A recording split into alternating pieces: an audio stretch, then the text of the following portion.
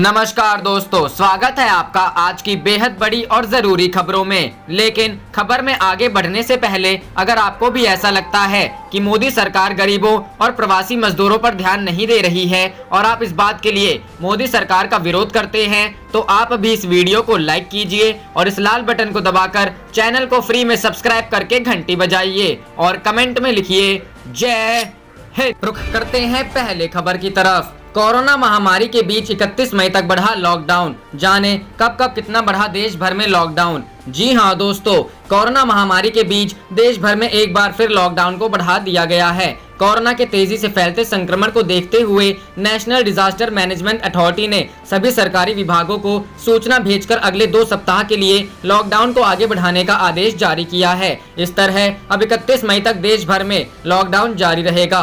गृह मंत्रालय ने भारत सरकार के मंत्रालयों, विभागों, राज्य सरकारों, केंद्र शासित प्रदेशों और राज्य केंद्र शासित प्रदेशों के अंतर्गत प्रशासन के लिए #कोविड-19 के नियंत्रण के लिए उपायों पर दिशा निर्देश जारी किए हैं। स्वास्थ्य और परिवार कल्याण मंत्रालय ने कहा कि गृह मंत्रालय के गाइडलाइन को ध्यान में रखते हुए राज्य और केंद्र शासित प्रदेश सरकारों के द्वारा तय किए जाएंगे।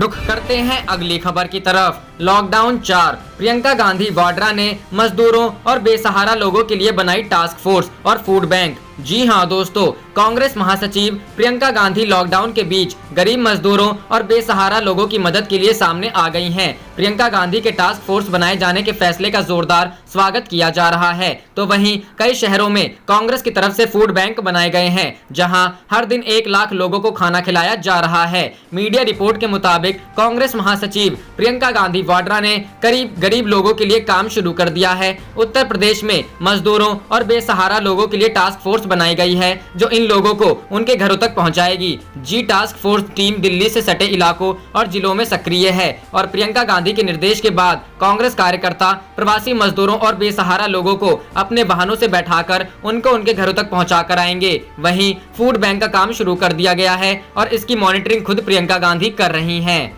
रुख करते हैं अगली खबर की तरफ। चौथे चरण में भी बंद रहेगी हवाई, मेट्रो और रेल यात्रा।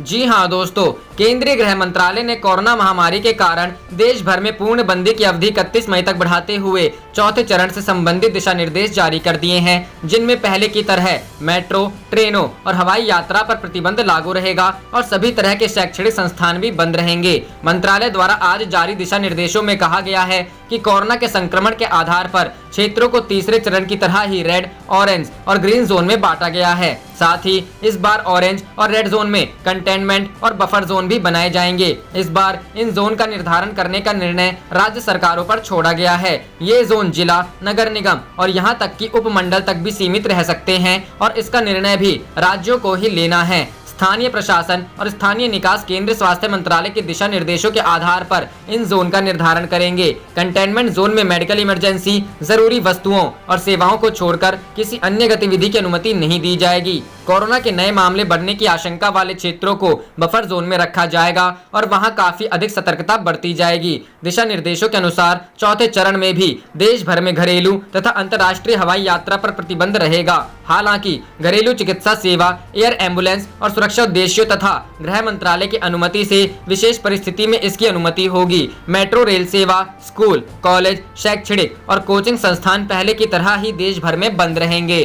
रुख करते हैं अगली खबर की तरफ। दिल्ली के सीएम अरविंद केजरीवाल बोले, अफसरों को दिया निर्देश, किसी प्रवासी को ना हो तकलीफ। जी हां दोस्तों, देश भर में काफी तेजी से कोरोना संक्रमण फैल रहा है। इस बीच केंद्र की नरेंद्र मोदी सरकार ने देश में लॉकडाउन को और आगे बढ़ाने का फैसला किया है। लॉकडाउन के दौरान देश के अलग अलग हिस्सों में लाखों की संख्या में प्रवासी मजदूर अब भी फंसे हुए हैं। दिल्ली के सीएम अरविंद केजरीवाल ने कहा है कि किसी भी प्रवासी को दिल्ली में रहने में दिक्कत ना हो, इसके लिए सभी अधिकारियों को आदेश दिया गया है। रुख करते हैं अगली खबर की तरफ। बीजेपी के 6 साल बेमिसाल पर सिब्बल की कविता, नोटबंदी में गरीब को लूटा। जी हां दोस्तों, केंद्र में सत्तारूढ़ भाजपा ने कोरोना संकट के बीच मोदी सरकार की 6 साल की उपलब्धियों को लेकर एक प्रचार वीडियो जारी किया है। इसमें प्रधानमंत्री नरेंद्र मोदी के नेतृत्व की भूरी भूरी तारीफ की है।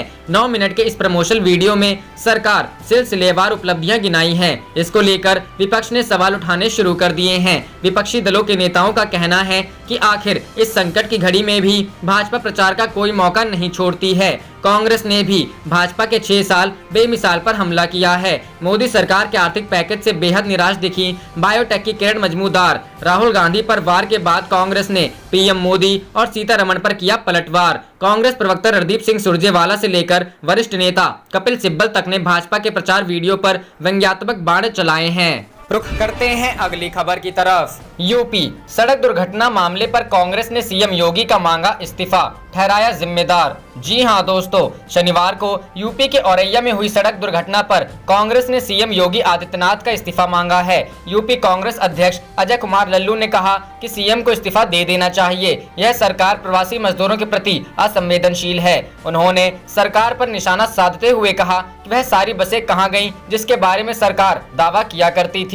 उन्होंने आगे कहा कि मुख्यमंत्री इस घटना के जिम्मेदार हैं। रुख करते हैं अगली खबर की तरफ। प्रवासी मजदूरों की हालत पर कपिल सिब्बल ने उठाए सवाल, कहा कब जागेगी कोर्ट, कब पूछेगी सवाल। जी हां दोस्तों, कोरोना महामारी से बचने के लिए देश में लॉकडाउन लगाया गया, लेकिन इसका सबसे ज्यादा प्रभाव गरीब और मजदूर वर्ग पर पड़ा। अभी प्रवासी मजदूर अपने घरों को जाने के लिए पैदल सड़कों पर निकल गए। इस दौरान कुछ बड़े हादसे भी हुए। सरकार ने मजदूरों को उनके घर पहुंचाने के लिए जो प्रयास किए वो सफल नहीं रहे। हालांकि कुछ को राहत मिली, लेकिन अधिकतर सड़कों पर पैदल चलते हुए घर पहुंचने की कोशिश में ही रहे। रुख करते हैं अगली खबर की तरफ। प्रियंका गांधी ने यूपी में बेसहारा और मजदूरों की मदद के लिए बनाई टास्क फोर्स। जी हां दोस्तों, कांग्रेस महासचिव प्रियंका गांधी के निर्देश पर उत्तर प्रदेश में संगठन के जरिए एक टास्क फोर्स बनाई गई है, जो दिल्ली से सटे जिलों में और कई स्थानों में सक्रिय है। पार्टी का कहना है कि उनके कार्यकर्ता प्रवासी मजदूर और बेसहारा लोगों को अपने वाहनों से छोड़ रहे हैं और उनके ठहरने खाने का बंदोबस्त भी किया जा रहा है। उत्तर प्रदेश कांग्रेस ने प्रेस रिलीज जारी कर दावा किया है कि बुलंदशहर, सीतापुर, नोएडा, गाजियाबाद, हापुड़, लखीमपुर खीरी, मथुरा, कानपुर, बाराबंकी, गोरखपुर, सिद्धार्थनगर, बस्ती, संत कबीर नगर, कुशीनगर, इलाहाबाद, फतेहपुर, झांसी में हाईवे पर लगातार मजदूरों के खाना पाने की व्यवस्था की गई है। कांग्रेस कार्यकर्ता लगातार इन जिलों में मदद कर रहे हैं। रोजाना करीब 1 लाख खाने के पैकेट बांटे जा रहे हैं। हर बड़े शहर में रसोई घर शुरू किया जा रहा है। लखनऊ, नोएडा, गाजियाबाद, फतेहपुर, लखीमपुर खीरी, बुलंदशहर, मथुरा, चंदौली, वाराणसी में रसोई घर भी चलाए जा रहे हैं। साथ ही घर घर राशन वितरण किया जा रहा है। कांग्रेस का दावा है कि अब तक 60 लाख लोगों तक राशन भोजन की मदद हुई है। रुख करते हैं अगली खबर की तरफ। गुजरात में फंसे बालोद के मजदूर वीडियो जारी कर भूपेश सरकार से लगाई मदद की गुहार। जी हां दोस्तों, देश भर में सरकार गरीब और जरूरतमंद मजदूरों की मदद का दावा कर रही है। इसके बावजूद मजदूरों की बेचारगी और बेबसी के मामले भी कम नहीं हुए हैं। ऐसा ही एक मामला गुजरात के भुज से आया है, जहां फंसे मजदूरों ने छत्तीसगढ़ सरकार से घर वापसी की गुहार लगाई है। बताया जा रहा है कि गुजरात में मजदूरी करने गए बालोद जिले के 7 मजदूर भुज के लॉकडाउन के कारण फंसे हुए थे। मजदूरों को पैदल छत्तीसगढ़ आते समय पुलिस कर्मियों ने रोककर सभी को भुज के शेल्टर होम में रख दिया है। मजदूरों ने वीडियो जारी कर छत्तीसगढ़ सरकार से मदद की अपील की है और कहा है कि उन्हें सरकार घर वापस लाए। रुख करते हैं अगली खबर की तरफ। तेजस्वी यादव ने कहा क्वारंटाइन सेंटर में मजदूरों को खाने के लिए मात्र सूखा चूरा, नमक और मिर्च दिया जा रहा है। शर्म करो, ये इंसान है, पशु नहीं। जी हां दोस्तों, देश में लगे लॉकडाउन के बावजूद भी कोरोना वायरस का कहर जारी है। बिहार में तेजी से कोरोना वायरस के मामले बढ़ रहे हैं। इस बीच आरजेडी नेता तेजस्वी यादव ने नीतीश कुमार की सरकार पर हमला बोला है और आरोप लगाया है कि अब प्रवासी मजदूरों को क्वारंटाइन सेंटर में मात्र सूखा चूरा, नमक और मिर्च दिया जा रहा है। तेजस्वी यादव ने रविवार को ट्वीट कर कहा, सहरसा के क्वारंटाइन सेंटर में अब प्रवासी श्रमिकों को खाने के लिए मात्र सूखा चूरा, नमक और मिर्च दिया जा रहा है। रुख करते हैं अगली खबर की तरफ। बंगाल, हिंसा भड़काने के आरोप में बीजेपी के 2 सांसदों पर केस दर्ज। जी हां दोस्तों, सांसदों पर हिंसा भड़काने का आरोप। चांदनगर में सांसदों के खिलाफ केस दर्ज। पश्चिम बंगाल में भारतीय जनता पार्टी के 2 सांसद लॉकेट चटर्जी और अर्जुन सिंह पर हिंसा भड़काने का आरोप लगा है। सांसदों पर आरोप है कि उन्होंने कथित तौर पर हुगली जिले के तेली निपारा गांव में हिंसा भड़काई है। सांसदों के खिलाफ चांदनगर पुलिस कमिश्नरेट में मामला दर्ज किया गया है। दोनों सांसदों को एक नोटिस भी जारी किया गया है, जिसमें कहा गया है कि इस मामले में सांसद को 22 मई को पेश होना होगा। 12 बजे उनसे हिंसा मामले में पूछताछ की जाएगी। यह notice inspector of police Saurabh Bandopadhyay की ओर से जारी किया गया है। रुख करते हैं अगली खबर की तरफ। दिल्ली, राहुल गांधी ने की मजदूरों से मुलाकात, फुटपाथ पर बैठ जाना उनका हाल। जी हां दोस्तों, राहुल गांधी ने फुटपाथ पर बैठकर जाना मजदूरों का हाल। प्रवासी मजदूरों के मुद्दे पर सरकार पर हमलावर हैं राहुल गांधी। कांग्रेस के पूर्व अध्यक्ष राहुल गांधी ने प्रवासी मजदूरों से मुलाकात की है। कांग्रेस नेता ने शनिवार को दिल्ली के सुखदेव विहार फ्लाईओवर के पास मजदूरों से मुलाकात की। राहुल गांधी ने फुटपाथ पर बैठकर उनसे बातचीत की और उनकी समस्याएं जानी। उन्होंने भारतीय युवा कांग्रेस और दिल्ली प्रदेश कांग्रेस कमेटी से दिल्ली में फंसे प्रवासी मजदूरों की सुरक्षित घर वापसी की व्यवस्था करने को कहा है। राहुल गांधी की मजदूरों से मुलाकात पर कांग्रेस ने ट्वीट किया कि लोगों के दर्द को केवल वही नेता समझ सकते हैं जो उनका ध्यान रखते हैं। रुख करते हैं अगली खबर की तरफ। मजदूरों को लाने का खर्चा उठाएंगी ममता, श्रमिकों को नहीं देना होगा किराया। जी हां दोस्तों, पश्चिम बंगाल के मजदूरों को किराए की चिंता नहीं, घर वापसी का सारा खर्चा उठाएगी सरकार। पश्चिम बंगाल की मुख्यमंत्री ममता बनर्जी ने कहा है कि देश में फंसे प्रवासी मजदूरों को ट्रेन से लाने का पूरा खर्चा पश्चिम बंगाल सरकार उठाएगी। ममता बनर्जी ने ट्वीट कर कहा है कि किराए को लेकर मजदूरों से कोई पैसा नहीं लिया जाएगा। पश्चिम बंगाल सरकार ने इस बाबत रेलवे बोर्ड के चेयरमैन को पत्र भी लिखा है। अलग अलग राज्यों में फंसे हैं बंगाल के मजदूर। बता दें, पश्चिम बंगाल के जो मजदूर देश के अलग अलग हिस्से में फंसे हुए हैं, इन्हें वापस लाने के लिए राज्य सरकार की ओर से 150 अतिरिक्त स्पेशल ट्रेनें चलवाने का फैसला लिया गया है। रुख करते हैं अगली खबर की तरफ। प्रवासी मजदूर संकट पर शशि थरूर बोले, बिना योजना के लागू हुआ लॉकडाउन, सरकार की लापरवाही पर हर भारतवासी शर्मिंदा। जी हां दोस्तों, कांग्रेस सांसद शशि थरूर ने बिना योजना के लॉकडाउन लागू करने पर केंद्र सरकार की आलोचना की है। शशि थरूर ने एक वीडियो संदेश में कहा है कि लॉकडाउन के सबसे बुरे नतीजे मजदूर वर्ग को भुगतने पड़े हैं। उन्होंने कहा, पैसे की तंगी के बीच सरकार उनके लिए उपयुक्त साधन नहीं जुटा पा रही है। जो ट्रेन चलाई जा रही है उसका किराया मजदूरों के पहुँच से बाहर है। इस परिस्थिति में मजदूर भाइयों की कठिनाइयों को समाप्त करना सरकार की प्रथम प्राथमिकता होनी चाहिए। केंद्र सरकार की लापरवाही से हर भारतवासी शर्मिंदा है। रुख करते हैं अगली खबर की तरफ। प्रियंका की योगी को चिट्ठी, 1000 बसें चलाने की दे अनुमति, कांग्रेस उठाएगी खर्चा। जी हां दोस्तों, 1000 बस चलाने के लिए कांग्रेस को मिले अनुमति। प्रदेश अध्यक्ष ने मुख्यमंत्री कार्यालय को दिया पत्र। कोरोना वायरस के कारण लागू लॉकडाउन से सार्वजनिक परिवहन के साधनों के पहिए रुके हैं। साधन के अभाव में अन्य प्रदेशों में फंसे मजदूर बड़ी संख्या में पैदल ही या ट्रकों से अपने प्रदेश लौट रहे हैं। डीसीएम से लौट रहे 24 श्रमिकों की औरैया हाथ, इसे लेकर विपक्ष सरकार पर हमलावर है। ट्वीट कर सरकार और सरकार की सोच पर सवाल खड़े करने वाली कांग्रेस महासचिव प्रियंका गांधी ने अब मुख्यमंत्री योगी आदित्यनाथ को पत्र लिखा है। प्रियंका गांधी ने मुख्यमंत्री को पत्र लिखकर कहा है कि प्रवासी मजदूरों को सुरक्षित उनके घर पहुंचाने के लिए कांग्रेस अपने स्तर से बसें चलाना चाहती है। रुख करते हैं अगली खबर की तरफ। लॉकडाउन, राहुल गांधी का वार, पैकेज के नाम पर साहूकार ना बने सरकार। जी हां दोस्तों, लॉकडाउन ने कोरोना वायरस के प्रसार को तो रोका, लेकिन इसके साथ ही कई सारी आर्थिक समस्याएं भी खड़ी हो गई हैं। ऐसे में सरकार के सामने लोगों को कोरोना महामारी और उनके आर्थिक नुकसान दोनों से निपटने की चुनौती है। पीएम नरेंद्र मोदी ने हाल ही में 20 लाख करोड़ रुपए के विशेष आर्थिक पैकेज का ऐलान किया है।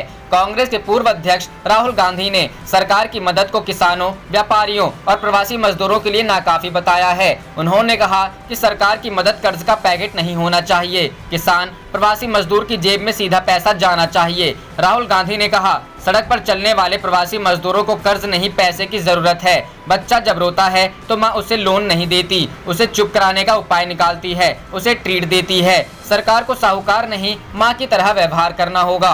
उन्होंने कहा कि ऐसे लोगों के लिए सरकार, विपक्ष और मीडिया सभी को मिलकर काम करना चाहिए। प्रभावित सभी लोगों के बैंक अकाउंट में सरकार को सीधे पैसे भेजना चाहिए। राहुल गांधी ने सरकार के फैसले को लेकर कहा जा रहा है कि राजकोषीय घाटा बढ़ने की वजह से एजेंसियों की नज़र में भारत की रेटिंग कम हो जाएगी। मेरा मानना है कि फिलहाल भारत के बारे में सोचिए, रेटिंग के बारे में नहीं। भारत के सभी लोग अगर ठीक रहेंगे तो एक बार फिर से मिलकर काम करेंगे और रेटिंग अपने आप ठीक हो जाएगा। उन्होंने कहा कि लॉकडाउन को हमें धीरे धीरे समझदारी से उठाना होगा, क्योंकि यह हमारे सभी समस्याओं का समाधान नहीं है। हमें बुजुर्गों, बच्चों सभी का ख्याल रखते हुए धीरे धीरे लॉकडाउन उठाने के बारे में सोचना होगा, जिससे कि किसी को कोई खतरा ना हो। राहुल गांधी अगर प्रधानमंत्री होते तो वे क्या करते? इस सवाल के जवाब में राहुल गांधी ने कहा कि मैं प्रधानमंत्री नहीं हूं, लेकिन एक विपक्ष के नेता के तौर पर कहूंगा कि कोई भी आदमी घर छोड़कर दूसरे राज्य में जाता है तो काम की तलाश में जाता है, इसलिए सरकार को रोजगार के मुद्दे पर एक राष्ट्रीय रणनीति बनानी चाहिए। राहुल ने कहा कि मेरे हिसाब से सरकार को 3 टर्म, शॉर्ट, मिड और लॉन्ग टर्म में काम करना चाहिए। शॉर्ट टर्म में डिमांड बढ़ाइए, इसके तहत आप हिंदुस्तान के छोटे और मंझोले व्यापारियों को बचाइए, इन्हें रोजगार दीजिए, आर्थिक मदद दीजिए। स्वास्थ्य के हिसाब से आप उन लोगों का ख्याल रखिए जिन्हें सबसे ज्यादा खतरा है। आप देख रहे थे आपका अपना चैनल जय हिंद, जय भारत।